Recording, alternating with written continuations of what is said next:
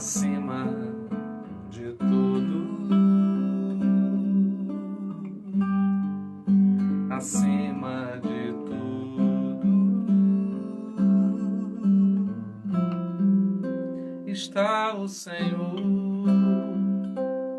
entronizado.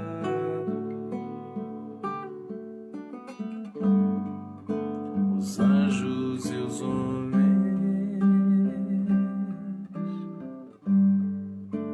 os céus e a terra, montanhas e mares declaram quem tu és. Tu és Senhor e Rei, governas sobre o universo, justo e fiel, vestido de glória e poder, coroado está para sempre, reinarás, prostrados aos seus pés, erguemos o teu santo nome em adoração.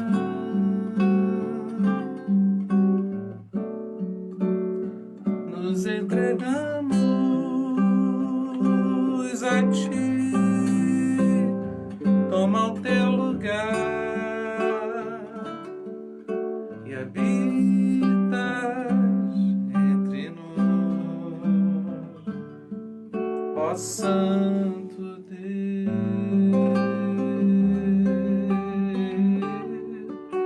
ó Santo Deus,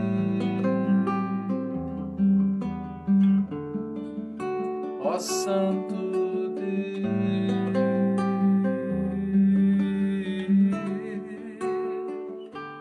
prostrados aos seus pés, erguemos o teu santo nome em adoração.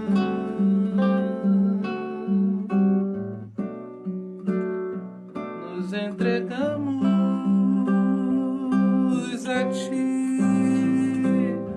toma o teu lugar e habita entre nós,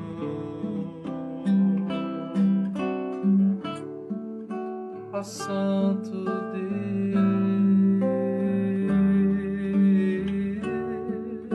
ó Santo Deus.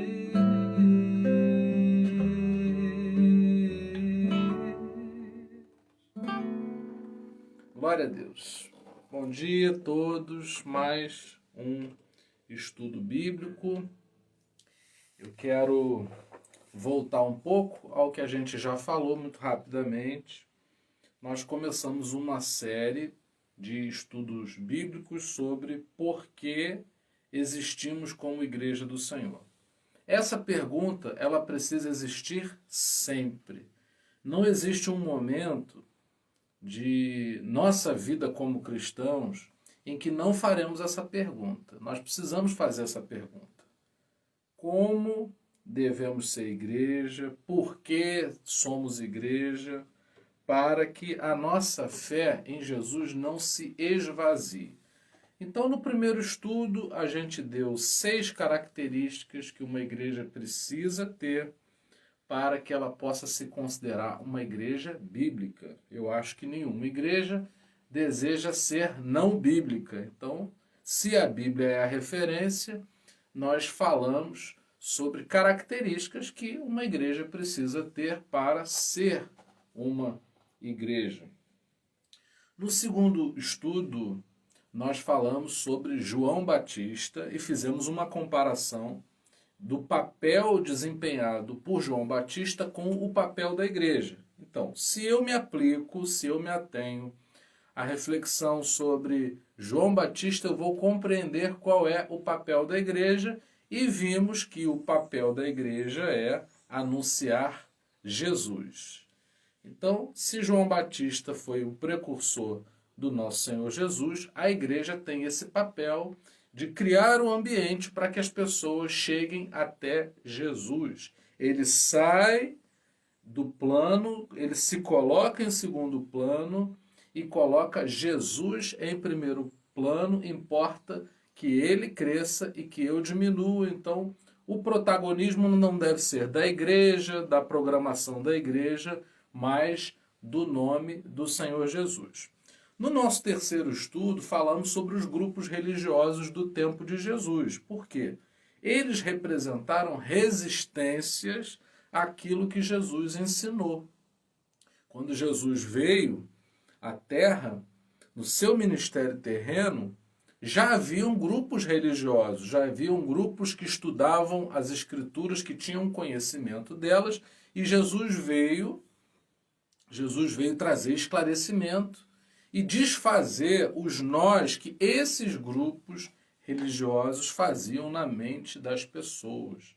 Então, se a gente quiser compreender bem o Evangelho de Jesus, vamos precisar compreender os grupos religiosos do tempo de Jesus, para que a gente não faça como esses grupos. E hoje nós queremos falar quem é Jesus, baseados naquilo que o próprio Senhor Jesus disse sobre ele mesmo, resgatando um testemunho, o testemunho do evangelista João. Então, eu vou dar aqui referências bíblicas para vocês do Evangelho de Jesus segundo João, em que o próprio Jesus fala sobre ele mesmo. Eu gosto de ouvir das pessoas por elas mesmas. Se eu quiser saber quem é a Ariadne, eu posso até ter uma opinião acerca sobre ela, mas isso nunca vai substituir aquilo que ela diga sobre si mesma. Eu posso conhecer a Sandra, mas ninguém melhor do que a própria Sandra para falar sobre si mesma. Então, com isso eu quero dizer que, quando lemos a Bíblia, precisamos procurar as definições dadas pelas próprias pessoas. É possível que uma pessoa se diga cristã e não se pareça com Cristo. Então eu preciso ouvir do próprio Cristo, do próprio Jesus, sobre quem ele é, para que eu possa servi-lo melhor, para que a minha fé seja uma fé verdadeiramente cristã. Se a igreja tem que anunciar Jesus, então a gente precisa saber que Jesus é esse, quem é Jesus, para que eu aceite essa proposta e possa estar inserido nesse encargo de apresentar, anunciar o nome do Senhor Jesus. Bom, eu quero dar um texto que eu vou ler e os outros eu vou apenas fazer referência, e eu vou pedir o seguinte: quando eu der as referências, se alguém puder colocar, geralmente Karina faz esse papel, né? Só para quem estiver assistindo depois, né, no Facebook, a gente poder dar um norte para quem estiver assistindo, tá?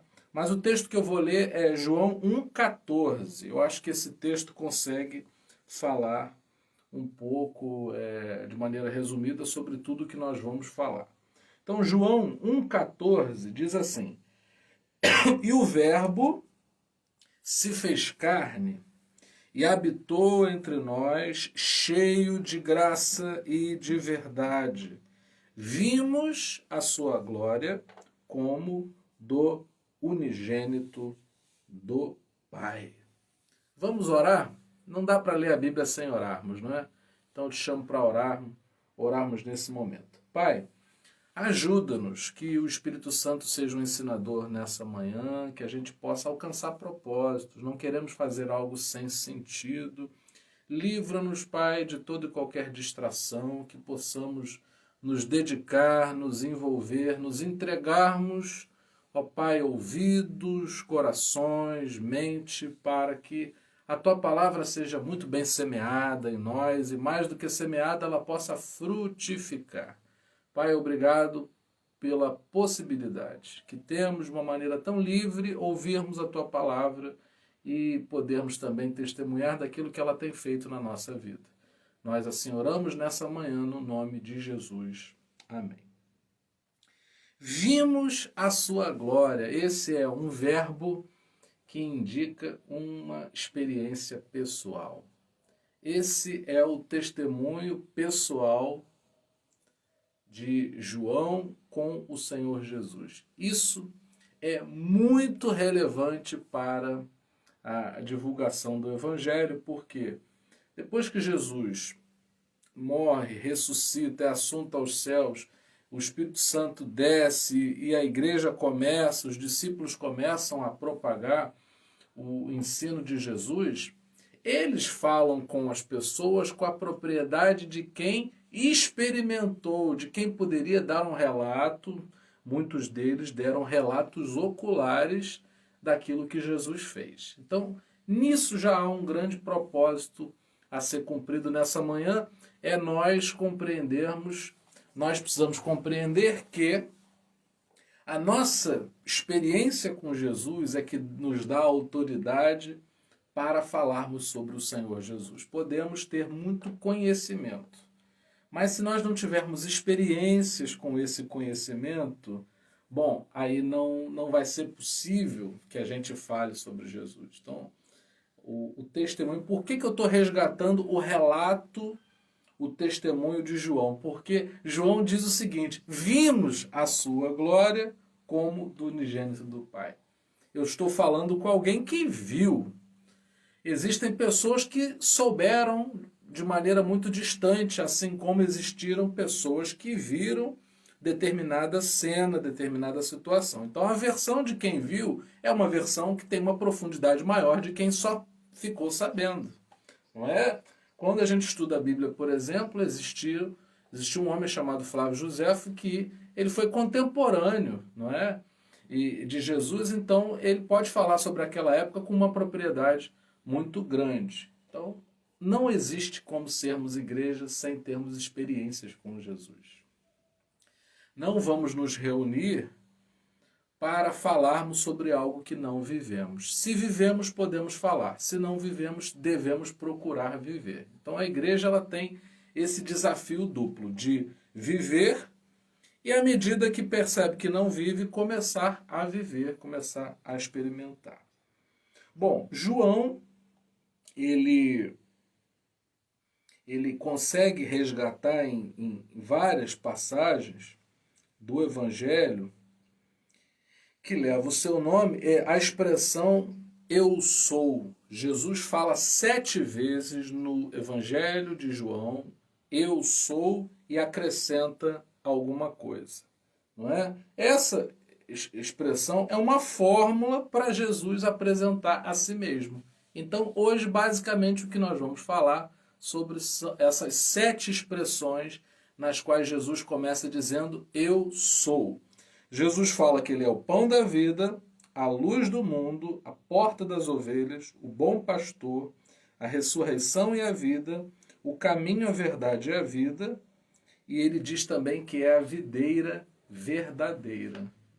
Se nós pegarmos essas 7 expressões, hoje a gente vai refletir um pouco sobre cada uma delas, nós vamos nos aprofundar mais sobre quem é Jesus.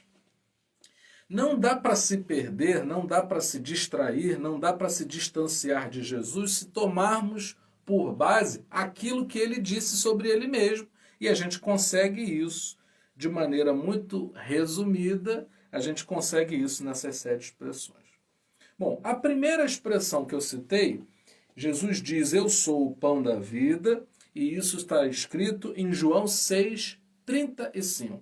João 6,35. Eu sou o pão da vida. Se Jesus é o pão da vida, nós precisamos pensar 2 coisas. Primeiro, eu preciso buscar esse pão. Porque assim como há o pão que sustenta, existe o pão que perece. Por exemplo, a gente está se aproximando aí do Natal e muitas vezes a nossa preocupação é com o consumo de coisas para presentear pessoas que a gente ama. Isso é autêntico, não há problema nisso, a menos que a gente não compreenda que Jesus não é o consumo. Jesus é o pão da vida e é esse pão que nós devemos buscar. O que alimenta a nossa vida de verdade? Se você achar que isso soa muito solto, é só fazer um exercício ao contrário. Será que o que eu estou buscando sustenta a minha fé? Porque o pão, em várias culturas, o pão é um alimento, não é um alimento muito característico, né? A gente fala sobre o pão da mesa como se resumisse, né, no pão um alimento, tanto que a Revolução Francesa, por exemplo, o aumento do preço do pão gerou um descontentamento muito grande, que foi uma ali das pré-condições da Revolução Francesa, que marcou a história, não é, moderna. Bom, então voltando aqui para a questão do pão, eu preciso talvez perceber que algumas coisas que eu tenho tomado para a minha vida não são o pão da vida. Se perece, né? Se é uma coisa que se desfaz, a gente já pode identificar que não se trata do pão da vida. Um casamento, um relacionamento amoroso, a nossa ligação com os nossos filhos, a nossa ligação com as pessoas, com a nossa parentela, com o nosso trabalho, a nossa vida com Deus, nós precisamos tanto gerarmos quanto recebermos coisas que sustentam.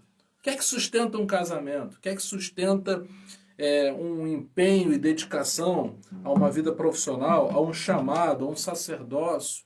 Não é? O que é que sustenta uma família, os parentes? Não é? É o pão da vida. Então é esse pão que a gente deve buscar. Daí a gente pode pensar tanta coisa, né? Uma delas é: o que eu falo alimenta ou o que eu falo se perde? Existem pessoas com quem a gente se relaciona que o que elas falam para nós não é tido com confiança, não é tomado como uma coisa segura, porque são pessoas que falam baseadas na emoção. Jesus não. Jesus é alguém, a gente se alimenta de Jesus e o que a gente fala baseados daquilo que está semeado dele dentro da gente promove vida. Isso é uma coisa muito desafiadora, não é? Eu falar coisas que gerem vida. Olha que compromisso bonito para a igreja, falar coisas que gerem vida. Eu conheço pessoas que saíram da igreja porque ouviram coisas que não trouxeram vida.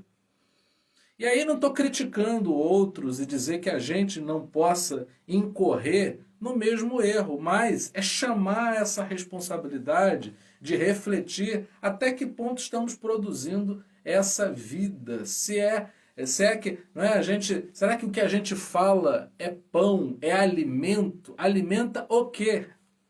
Não é? E aí Jesus ele deve ser compreendido como o pão da vida. O pão da vida sustenta. Você já comeu coisas que depois de um pouco tempo você sentiu fome? Não é? Porque não são coisas que saciam de verdade, sustentam. Agora, quando você come coisas, alimentação mesmo saudável, né, substanciosa, isso sustenta você e você demora a sentir fome. Então, a igreja precisa ter uma prática que gere vida e que sustente. Tem coisas que a igreja faz que não sustentam. E a gente tem que ir mudando, fazendo essa transição cada vez mais para gerarmos vida naquilo que fazemos. Por exemplo, usos e costumes, não é? Se a mulher pode cortar o cabelo, se não pode, se o homem pode ter barba ou não. Isso são questões que podem até marcar uma experiência de uma determinada denominação, mas jamais serem tidas como pão da vida, porque não é isso que alimenta, não é isso que faz a diferença. Bom, a segunda expressão em que Jesus ele fala eu sou, ele diz, eu sou a luz do mundo. Isso está em João 8, verso 12. Então, João 8, 12, Jesus ele diz, eu sou a luz do mundo. E olha só que coisa especial. O olhar de quem busca a Jesus é um novo olhar. Muitas vezes o que resolve o nosso problema não é olharmos como nós já estamos acostumados a olhar para esse ou aquele assunto da nossa vida, mas um novo olhar.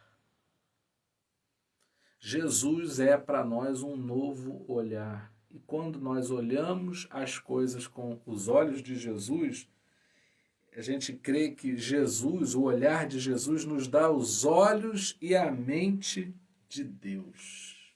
Nós precisamos disso. Nós não podemos simplesmente pegarmos os assuntos e avaliarmos segundo o nosso olhar. Precisamos do olhar do Senhor. Eu gosto muito, e é uma coisa que eu tomei como influência na minha vida, pessoas que eu conheci, que quando eu falava sobre um determinado assunto, ou quando alguém falava algum assunto com essas pessoas, elas diziam, deixa eu saber o que é que Deus pensa a respeito. Deixa eu ouvir Deus a esse respeito.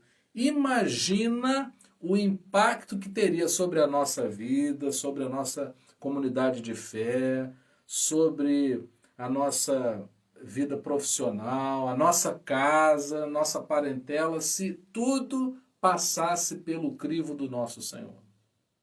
Se para tudo nós disséssemos, calma aí, deixa que eu primeiro saiba qual é a visão de Jesus.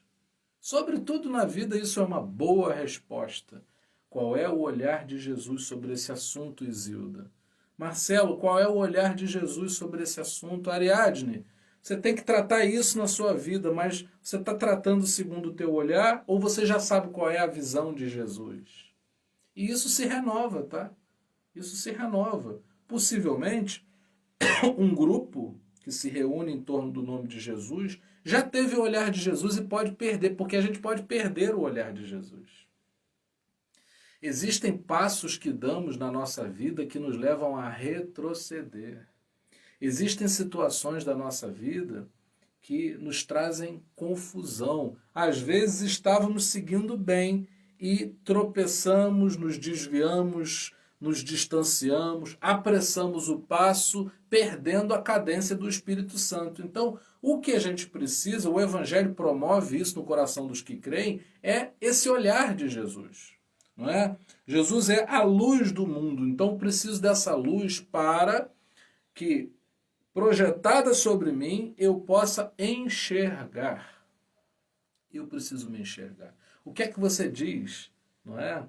Quando a sua mãe quer colocar uma roupa mais cocota, né? Mais jovem, e aí você fala assim, você não se enxerga, né? A gente diz isso cerceando, né? Os nossos mais antigos, não é? Então o que acontece? Muitas vezes o que faz uma pessoa fazer o que faz é não se enxergar. Se eu não me enxergar, vou cometer muitos erros, vou pecar muito, vou me distanciar de Deus. Se eu me enxergo, com isso eu modero, eu pondero sobre as minhas ações. Então, se a igreja ela não anunciar essa luz que faz as pessoas se enxergarem, as pessoas vão errar, as pessoas vão ter uma religião e não terão fé em Jesus. Então, eu preciso dessa luz todo dia. Todos os dias, quando você está em alguma área escura da tua casa, você acende a luz. Quando você acende a luz, você já pode fazer o que você precisa fazer. Sem a luz acesa eu não faço. Eu primeiro acendo a luz e depois eu tomo as ações que preciso tomar. Então, a igreja precisa buscar essa luz.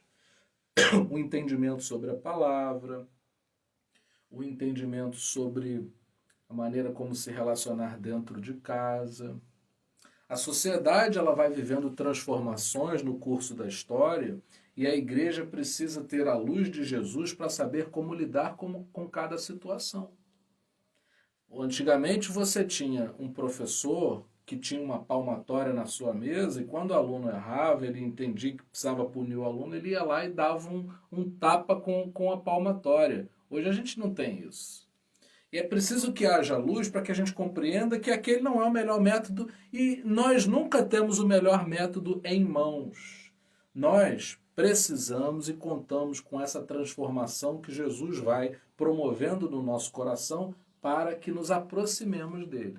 A igreja não é perfeita, mas a igreja está num bom caminho quando ela entende que Jesus é a luz e que ela precisa da projeção dessa luz sobre si mesma para se desafiar a ser transformada todos os dias. Bom, a terceira expressão em que Jesus fala eu sou a porta das ovelhas. E isso está em João 10, verso 7. João 10, verso 7. Bom, a porta é um lugar de decisão. A porta é um lugar de decisão. A gente decide estar com Cristo. A gente escolhe por Jesus na nossa vida ou não. A porta é estreita, porque muito do que a gente traz não entra por ela. Então, entrar nessa porta é o resultado da gente renunciar e deixar muitas coisas. Eu costumo dizer que a gente é muito acumulador. Nós carregamos muitas coisas. Às vezes a gente não é acumulador na nossa casa, com móveis, utensílios, bibelôs, mas aqui dentro, a gente acumula muita coisa desnecessária. Entrar pela porta significa deixar para trás aquilo que não passa por essa porta, porque ela é estreita. O caminho largo é um caminho que conduz à perdição. É o que diz a palavra do Senhor, a porta é estreita. E se eu não faço essa escolha todos os dias, se essa escolha não é uma escolha feita com dinamismo, eu não vou ter discernido bem Jesus. Porque se em algum assunto da minha vida eu não entro por essa porta, eu corro o risco de estar fazendo a minha vontade e não a vontade de Jesus. Então a igreja precisa ser esse lugar em que eu entro por essa porta. Então, todo culto, todo tempo em que a gente faz algum tipo de atividade, nós devemos procurar tomar essa decisão. Precisamos tomar essa decisão se estamos entrando pela porta que é o Senhor Jesus, ou se estamos trazendo toda a nossa bagagem dizendo, Senhor abençoa, Senhor faz do meu jeito, Senhor faz o que eu quero. Não, todo culto a gente deixa alguma coisa de lado. Todo culto tem um apelo. E a gente acabou se acostumando com um apelo somente às pessoas que não conhecem Jesus e que naquele culto, naquela reunião, disseram, hoje eu quero aceitar Jesus. Não, o apelo é todos os dias, todo o tempo, para todos nós, para todas as situações. Jesus é a porta. Eu tenho um assunto para resolver na minha vida. Eu tenho uma coisa que eu preciso lidar. Eu tenho um desafio. Eu tenho um combate a lutar. E o que eu preciso? Entrar pela porta. E quando eu entrar pela porta, automaticamente eu vou estar deixando para trás aquilo que não é bom, que não vai me ajudar. Então você está preparado para se despir? Né? Você está preparado para deixar coisas? A gente junta coisas e leva para o altar de Deus. Mas no altar da decisão, a gente deixa para trás coisas que pela revelação, pela luz de Jesus, passamos a discernir que não serão bênção na nossa vida. Então, tudo isso, essas expressões de Jesus vão se entrelaçando para que a gente conheça melhor sobre Jesus. Jesus é a porta em que eu tenho que tomar uma decisão por ele. Jesus é a luz que vai iluminar aquilo que é bagagem desnecessária que não deve entrar por essa porta. Jesus é o pão que me leva a, decidindo por ele, ficar sustentado por aquilo que ele diz. Se eu falar algo para você, pode não se cumprir. Os historiadores têm um problema muito sério para falar sobre o futuro, não é? porque eles sabem analisar com características acadêmicas, com instrumentos acadêmicos, o passado, até dizer alguma coisa sobre o presente. Mas quando se trata do futuro, a gente nunca aponta com certeza, né? Vai acontecer isso, vai acontecer aquilo. Não há condições para isso. Não há condição para isso. Mas quando Jesus fala algo sobre a tua vida, isso te sustenta. Aquilo que não vem de Deus não se sustenta. A Bíblia diz o quê? Que a gente conhece a árvore pelos frutos. Então uma árvore sem frutos não se sustenta, porque logo que não vem os frutos, a gente sabe que não estamos diante de uma árvore frutífera. Ou seja, o resultado não chega. Bom, a quarta expressão de Jesus, eu sou o bom pastor, e aí a gente tem todo o capítulo de João 10. Eu sou o bom pastor. E aí era uma simbologia muito comum para o povo de Israel compreender, uma vez que a vida agrícola, né, o pastoreio, a coisa de cuidar do rebanho é muito característica de Israel. Né? O rebanho, a figura da ovelha para o povo de Israel é uma figura muito comum, não é, que os identifica como nação. Essa identidade eles têm. E Jesus ele fala algo que muda completamente o imaginário da época em relação a um Deus. Israel conheceu um Deus com muita distância. Era um Deus poderoso, tinha livrado o povo do Egito, mas era um Deus que eles não conheciam pessoalmente, até que vem Jesus e diz, eu sou o bom pastor. E o pastor é alguém que conhece as ovelhas. A gente vê, vamos supor, 10 ovelhas à nossa frente, a gente não sabe diferenciar, porém o pastor sabe o nome de cada uma delas. Sabe sobre suas necessidades. Se uma fugir, ele vai em busca da que se perdeu, ele deixa as outras no aprisco, guardadas, protegidas, e vai sempre em busca daquela que está perdida. Então, o convite da igreja deve ser para que as pessoas conheçam um Jesus pessoalmente, alguém com quem eu tenho experiências, que é o resultado desse evangelho em que João ele fala, vimos a sua glória. Então, a experiência de João e dos discípulos de Jesus foi uma experiência pessoal. Eles tiveram experiências muito íntimas com o Senhor Jesus. O episódio, por exemplo, da transfiguração, que alguns evangelhos relatam, Jesus se apresentou para Pedro, Tiago e João como ninguém viu Jesus. E eu creio que Jesus quer se apresentar a cada um de nós como, não como algo muito geral, mas algo muito pessoal e íntimo. Não existe igreja se não existir o anúncio de Jesus. Não há possibilidade de anunciarmos um Jesus que não conhecemos. Não vamos conhecer jamais um Jesus que não nos dá experiências, sobre o qual não vivemos experiências com ele. Quem me conhece tem experiências comigo. Quem me conhece com intimidade, sabe detalhes que as pessoas comuns não vão saber a meu respeito. Quem me conhece de longe sabe muito pouco de mim. Quem me conhece de perto sabe muito mais. E Jesus ele quer nos conhecer de perto. Ou seja, que o nosso coração se abra para que ele entre em todos os assuntos, assim como ele quer ser conhecido de cada um de nós também dessa maneira. E ontem mesmo a gente estava falando sobre quem é Jesus, né? O texto de Lucas capítulo 9, na devocional. E quando a gente é perguntado sobre quem é Jesus, não se apressa para responder não, porque a gente responde, ele é tudo, ele é isso, ele é maravilhoso, ele é tudo na minha vida, é o que eu mais preciso, é o que eu mais amo. Jesus é sempre uma revelação nova, que pode ser aprofundada. A gente nunca sabe tudo sobre Jesus. Todos os dias é dia da igreja perguntar quem é Jesus, porque ele quer revelar mais. Não podemos ficar com aquilo que sabemos de Jesus. Hoje, Jesus quer falar coisas novas que nos aprofundem, porque intimidade é assim. Eu tenho mais intimidade hoje com a minha esposa do que há 20 anos atrás, porque ao longo da vida acumulamos experiências que se revelaram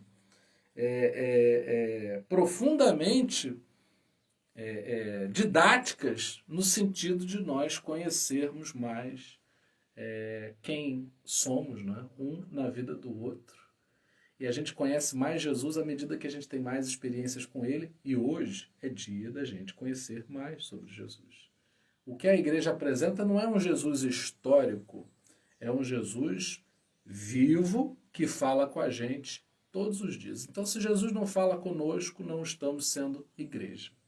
Se Jesus fala conosco, se revela mostrando coisas que a gente ainda não sabe sobre ele, nós estamos conhecendo Jesus. O que a Bíblia fala lá em Oséias? Né? Conheçamos e prossigamos em conhecer o Senhor. Então, é uma jornada, é um caminho. E aí a novidade que Jesus traz é um Deus que se faz conhecido pessoalmente. Não tinha isso. Eles não tinham essa crença, eles não tinham essa percepção de que um Deus pudesse ser conhecido de maneira pessoal. Não é? A gente pode dar um exemplo que, de repente, o presidente da empresa que você trabalha, de repente, por exemplo, o presidente do Brasil, eu nunca vi, eu nunca tive, né, com acesso a um presidente da República a ponto de conhecê-lo pessoalmente. Mas Jesus, graças a ele, eu conheço pessoalmente. Pela infinita misericórdia, pelo amor dele, por nós podemos conhecê-lo pessoalmente. Bom, a quinta citação de Jesus dizendo eu sou a ressurreição e a vida, e a gente encontra essa passagem em João 11, 25 e 26. Então, João 11, 25 e 26 vão nos informar que Jesus é a ressurreição e a vida.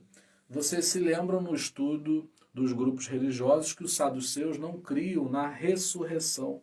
E aí, com a ressurreição, precisamos entender duas coisas. Que Jesus ele opera o sobrenatural. Falamos também no primeiro estudo que uma das características de uma igreja bíblica é crer no sobrenatural. Não servimos Jesus somente com a nossa razão, mas a nossa fé também é num Deus, e é o centro, né, do testemunho cristão, a fé, nós cremos no sobrenatural. E uma outra coisa que a ressurreição nos traz é a fé de que aquilo que está morto pode reviver. Não é? Jesus pode ressuscitar em nós aquilo que está morto. Então isso traz ânimo para a nossa vida, porque às vezes a gente está desanimado. Eu conheço pessoas que dizem assim, nunca mais vou me envolver com ninguém porque me feri. Eu nunca mais vou estudar porque me frustrei, porque não tive êxito em outros tempos da minha vida. Mas cremos na ressurreição e o poder da ressurreição habita no coração daqueles que têm fé em Jesus. Ele deu o exemplo, olha, eu vou morrer e vou ressuscitar. E outra coisa, não é? Muito importante também, eu posso morrer para o mundo e renascer para Cristo. Eu posso matar algo em mim que é ruim para a minha vida, que traz esgotamento, que traz prejuízo, que traz problemas, eu posso renascer com Cristo. Não é, o que é ruim em nós não é o que simplesmente arrancamos e ficamos sem um pedaço. Ele nos devolve essa porção no poder da sua ressurreição. Então, a gente precisa apresentar esse Jesus sobrenatural. O que a gente não pode fazer é tentar controlar isso. Eu já falei isso algumas vezes. A igreja não pode dizer, hoje é dia do seu milagre, venha fazer a campanha, porque hoje Deus... Não, o sobrenatural está nas mãos de Deus. O que a gente crê é que Deus opera o sobrenatural. Nós não temos controle, nós não determinamos como esse sobrenatural vai acontecer. Mas nós cremos que Deus exerce um poder sobre nós que é sobrenatural. Eu conto com isso, eu só não determino como isso vai acontecer. Eu dependo disso, mas não digo para Deus o que é que Deus tem que fazer. Então, a gente não pode dizer, hoje vai vir aqui um pregador e ele vai pregar e no final ele vai orar e as pessoas vão... Não, nós não podemos definir isso, mas nós cremos nisso. Não podemos perder de vista o sobrenatural. Quando a nossa vida se detém apenas no sobrenatural, apenas no natural, isso esvazia a nossa fé. Quando a nossa fé no sobrenatural nos leva a querer dizer o que Deus tem que fazer, também se perde. Não é? Nós precisamos viver o poder, o amor de Deus, mas com moderação, como nos diz a palavra lá em Timóteo. Bom, a sexta expressão é: eu sou o caminho, a verdade e a vida. João 14, verso 6. Jesus é o resumo da palavra de Deus. A palavra de Deus de Gênesis a Apocalipse se resume em Jesus. E Jesus é um caminho. Caminho é algo que a gente faz caminhando. Então a gente caminha, dá um passo após outro, é uma jornada. É um caminho verdadeiro. Quantas coisas eu e você fazemos que são ilusão. São ilusão. Vícios e compulsões são ilusões. Porque a pessoa que se vicia, tem compulsão por algo, ela acredita que aquilo ali traga algum resultado, quando na verdade aquilo é uma tremenda ilusão. É um abismo chamando outro abismo dentro de nós, e nós não queremos isso.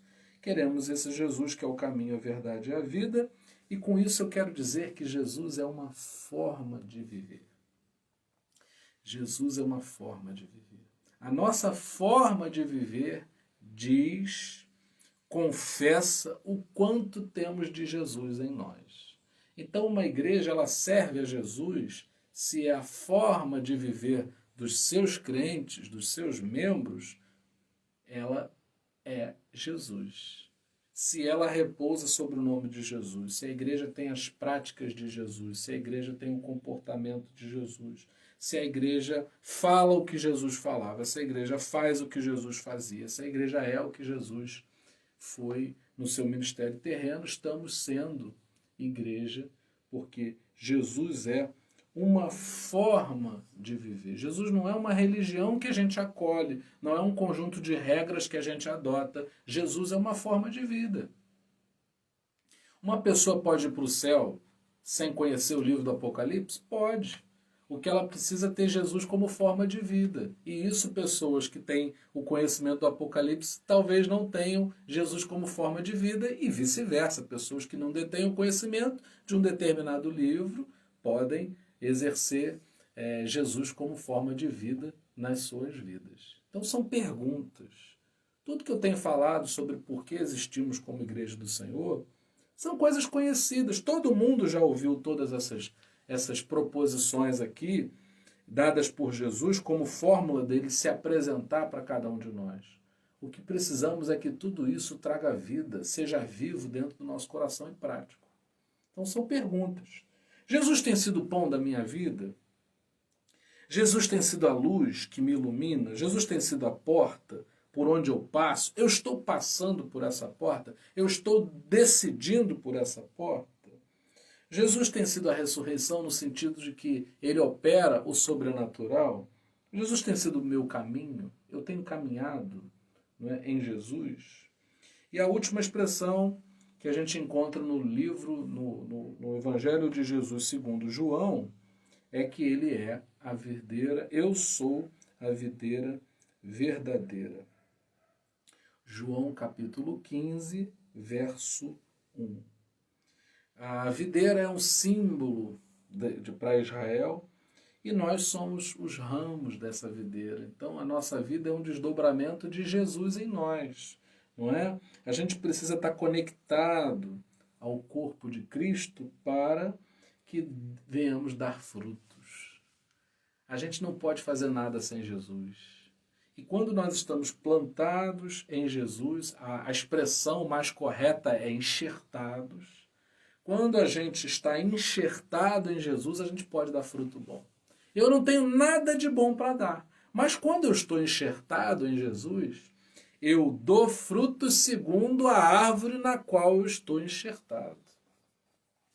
As igrejas, A igreja adventista, a igreja metodista, a igreja batista, não é? A igreja congregacional. Essas denominações são, na verdade, ramos dessa videira. Nenhuma igreja é Jesus, mas todas as igrejas que existem, elas são fruto de experiências que promovem, né, promovidas por esse enxerto no Senhor Jesus. Nós não vamos usar nosso tempo aqui para ficar criticando a igreja A, a igreja B. O que precisamos é ter em mente que existem experiências que se ramificam dessa mesma videira. Então é só uma igreja que vai salvar? Não, a igreja nem salva, quem salva é Jesus. Agora, obviamente que os ramos dessa videira, essa videira é uma videira que tem ramos e que dá frutos. Então, o que deve marcar se uma igreja ela é uma igreja verdadeira ou não, no sentido de ser de Deus, são os seus frutos. Bom, o fruto que está saindo dessa árvore é da videira, então esse ramo ele está enxertado nessa videira. Quando eu estou enxertado na videira, não há como não dar o fruto dessa videira. Então, o sinal a gente vê ao contrário, não é? É pelo fim, pelo fruto, pela consequência, pelo propósito, pela realização, pela ação prática, eu vou ver aonde é que eu estou plantado. Se eu estou plantado, se eu estou conectado no corpo de Cristo, eu vou dar os frutos de Cristo na minha vida. Bom, essas são as 7 expressões. A gente fica aqui com essa experiência maravilhosa de ouvirmos Jesus segundo Ele mesmo. A gente não pode ouvir Jesus com interferências, com distorções. Aqui é o fruto de uma experiência pessoal. João viu Jesus, João viu a glória do unigênito do Pai e ele descreveu 7 expressões que nos ajudam a compreendermos melhor sobre esse Jesus.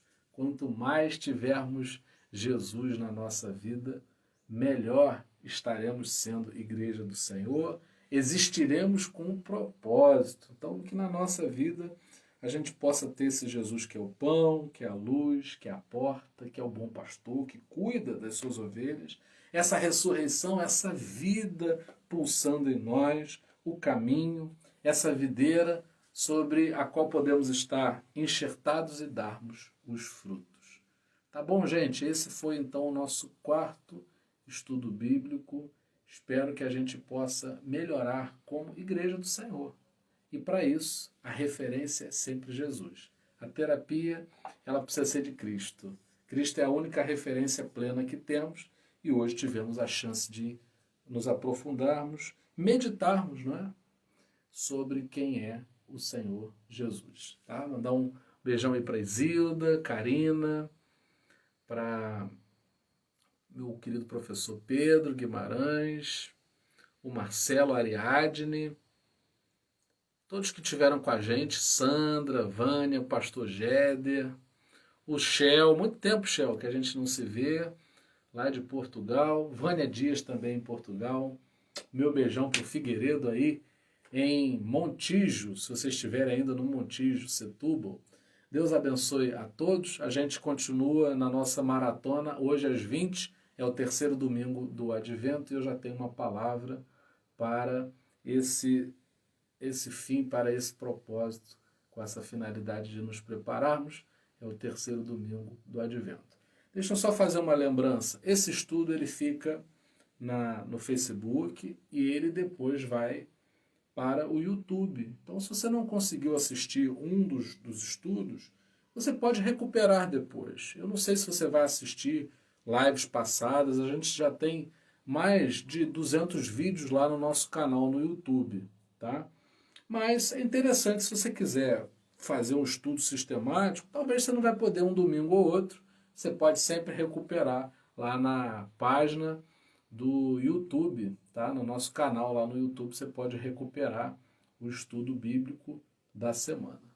Deus abençoe a todos. Pai, oramos a Ti para que possamos saber mais sobre quem é Jesus na nossa vida, que possamos ser uma igreja centrada no Senhor Jesus, que possamos crer nesse Senhor que é pastor da nossa vida, que é o caminho, que é a verdade, que é a ressurreição, morreu e ressurgiu, que é a videira verdadeira, esse Jesus que é a luz do mundo, que é o pão que sustenta a nossa fé. Que assim possamos ser abençoados por Ti, Senhor. Essa é a nossa oração no nome de Jesus. Amém. E que a graça maravilhosa do nosso Senhor e Salvador, Jesus Cristo, que o amor incomparável de Deus, o nosso eterno Pai, e que as doces consolações do Espírito Santo sejam com cada um de nós para todo sempre. Amém. Um beijão a todos, abraço a todos aí. Abraço, Drau.